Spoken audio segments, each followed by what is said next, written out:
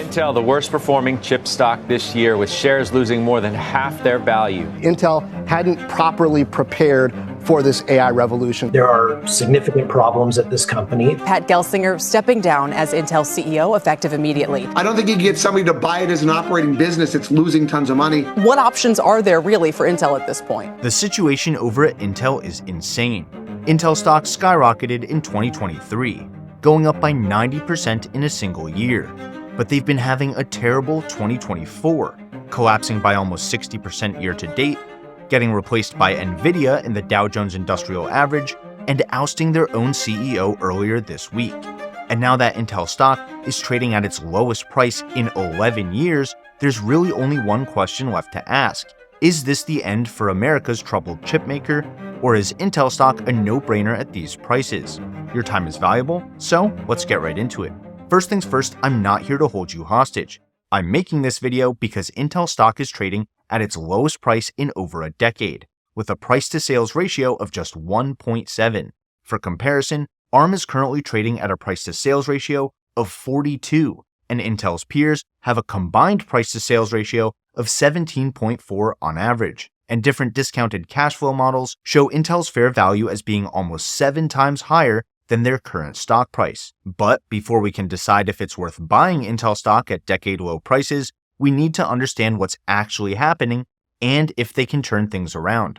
I'm going to tackle this question in 4 parts. Why Intel failed to capitalize on the AI era so far, why Intel is such a hard company to manage in the first place, the current state of the company now that Pat Gelsinger is no longer the CEO, and what all this could mean for Intel stock going forward. But let me start by saying that this isn't a video about Intel being bad, and I'm not rooting for them to fail. As one of the only companies on Earth that can make advanced chips, Intel is a vital piece of the global semiconductor supply chain. And there's no denying that Intel's chips have dominated the laptop, PC, and data center CPU markets all the way through 2020, causing their stock to triple over the course of the mobile computing era. But about 8 years ago, Intel stopped following Moore's Law altogether, and they started following Murphy's Law instead. Everything that could go wrong for Intel did, from missing out on the latest chip-making technologies and causing multiple production delays, to losing Apple as their biggest customer and seeing massive drops in demand, revenues, and profits across the board. We've got issues in the PC market.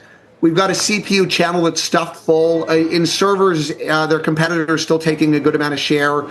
They don't really have any AI story to speak of to help make up the difference. And now I'm starting to get more and more worried about the trajectory for gross margins. It doesn't feel like a good situation to be in. I mean, clearly they're in a tough spot.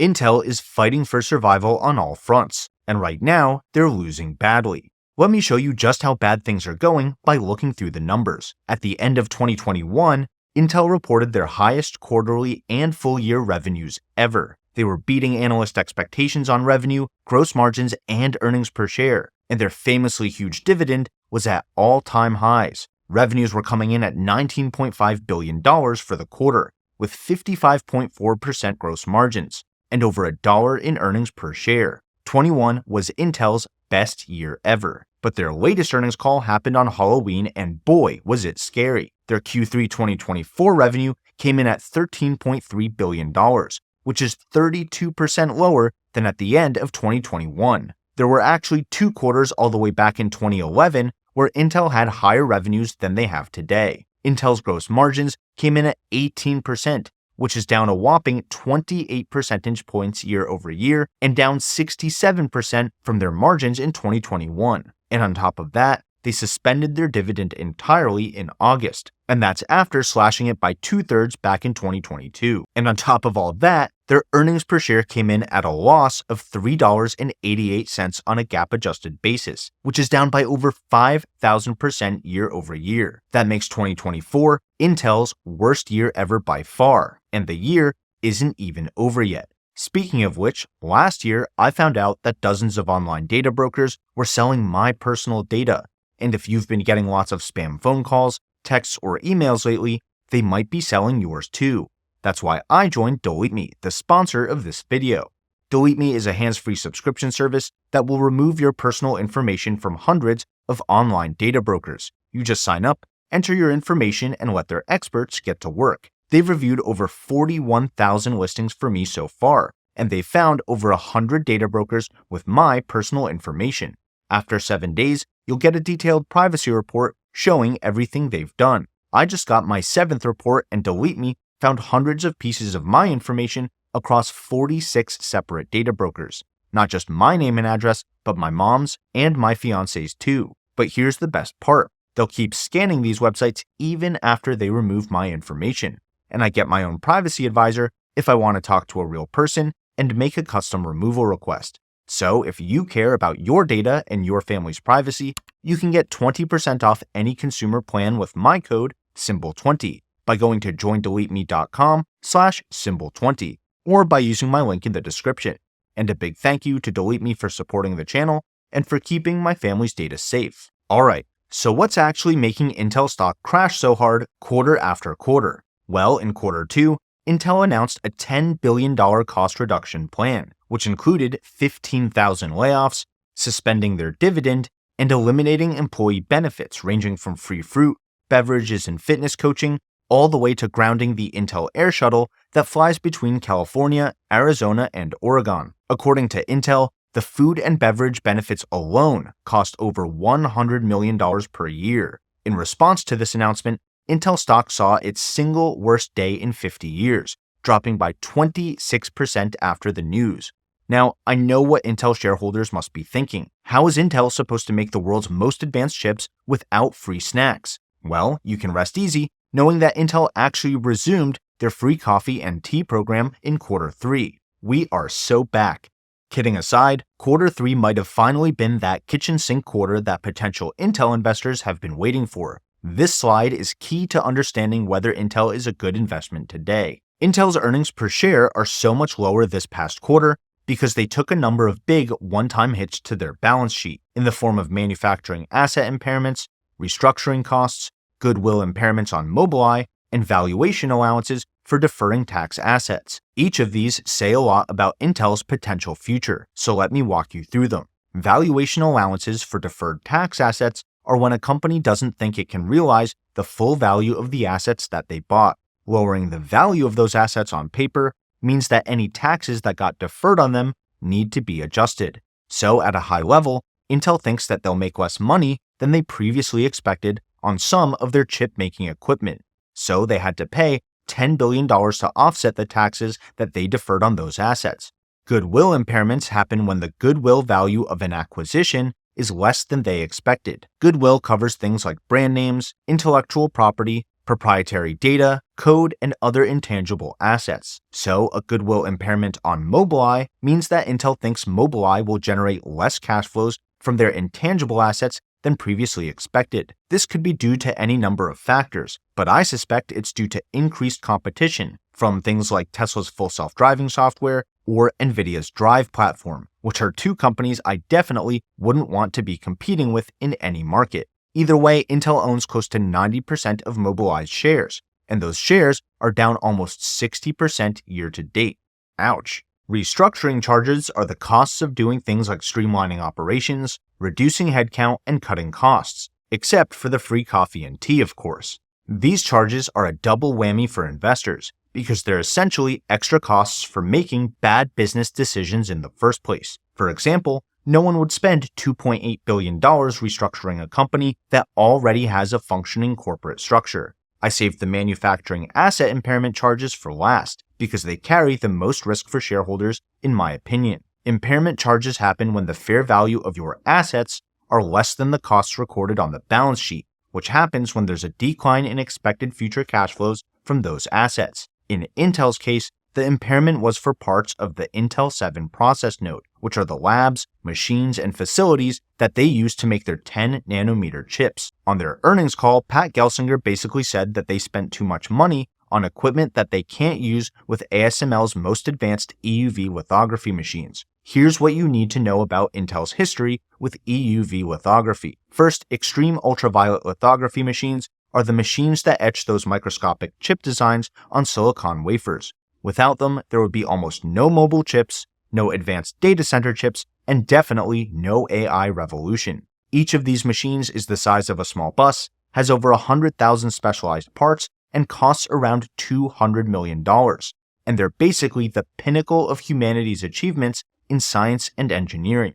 At a high level, EUV machines fire a high-powered laser at tiny droplets of molten tin 50,000 times every second. When the laser hits the tin, it creates an explosion of plasma that emits extreme ultraviolet light, which has a very tiny wavelength, so tiny that even air absorbs it, which is why this whole process has to happen in a vacuum. Each pulse of light is bounced off special mirrors that are so flat and so perfectly polished that if one mirror was the size of the United States, the biggest bump on the entire mirror would be the size of a single speck of dust. That's important because any blemish would change the light as it gets reflected and focused down on its way to the silicon wafers. Every mirror in the sequence reflects and focuses the pattern even more, making the pattern tinier and tinier until the light hits the wafer and leaves the billions of patterns that ultimately form the circuitry of the chip. I'm explaining these incredibly complex EUV lithography machines to you because these machines are ultimately responsible for Intel's current troubles, which really started back in 2017. That's when ASML started shipping these machines to chipmakers like TSMC and Samsung. But Brian Krzanich, who was Intel's CEO at the time, didn't think that Intel could make EUV lithography work at scale, and they would be fine with their current machines. Remember, Intel dominated the chip industry for decades, even making the mobile processors for Apple's iPhones and MacBooks all the way through 2019, while TSMC was the one playing catch-up. But just 1 year later, TSMC got these EUV lithography machines, and they were able to make smaller and faster chips than Intel. And 1 year after that, Intel lost Apple's business to TSMC. And 1 year after that, Pat Gelsinger came back to Intel as its CEO until he was removed earlier this week. With all that context, we can start answering the big questions from the start of this video. Is Intel finally worth investing in at these decade-low prices? And if you feel I've earned it, consider hitting the like button and subscribing to the channel. That really helps me out and it lets me know to make more content like this. Thanks, and with that out of the way, let's start answering those questions. Intel failed to capitalize on the AI era because their leadership dismissed EUV lithography for years. That means they failed to build the critical infrastructure, the institutional knowledge, the supply chain, and the connections that TSMC built over the last 7 years. They've been aggressively investing in this technology. Pat Gelsinger deserves some massive credit here, because Intel was able to close a big chunk of this gap between them and TSMC by developing 5 separate, increasingly difficult chip fabrication process nodes in 4 years, when normally it would take anywhere from 8 to 10. In my opinion, that actually makes Pat Gelsinger one of the best operational executives of all time. But Intel's biggest problem isn't their execution, it's their vision, because they haven't been able to use those advanced process nodes to make a compelling product for the only market that matters, AI data center processors. Intel's client computing group is still their biggest business unit by far, and it focuses on consumer PCs, not data centers. The data center market is moving away from general-purpose CPUs to AI-focused GPUs.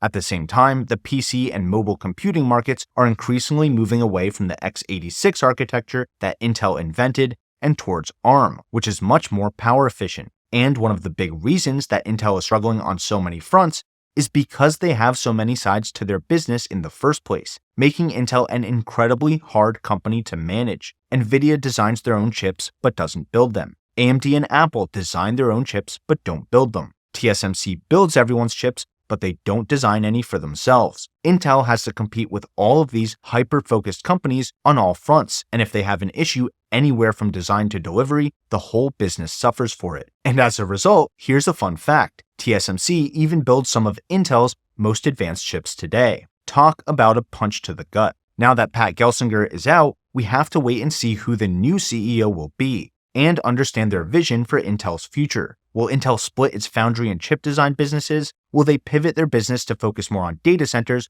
like NVIDIA and AMD already have? What happens to Intel's funding from the CHIPS Act in light of all this news, and so on? I know it's tempting to buy shares of tech companies at insanely low valuations. I recently made a different video about one of NVIDIA's biggest partners, Supermicro Computer, because they're at risk of being delisted from the NASDAQ. And even though SMCI stock is up by about 50% since that video, it still has those same risks. I think the same is true for Intel. As I just showed you, chip making is one of the most complex, capital intensive and long-term businesses on Earth. I'm sure the stock is going to rally when Intel announces a new CEO and a new plan to regain their chip-making throne. But when that happens, it'll be the start of their renewed competition with companies like nvidia, Apple, and TSMC, not the end. Only you can decide if those risks are worth it for you and your portfolio. But at least now you can make a more informed decision, which is why it's so important to understand the science behind the stocks. And if you want to see what I'm investing in instead of Intel, check out this episode next. Either way, thanks for watching, and until next time, this is ticker symbol U. My name is Alex, reminding you that the best investment you can make is in you.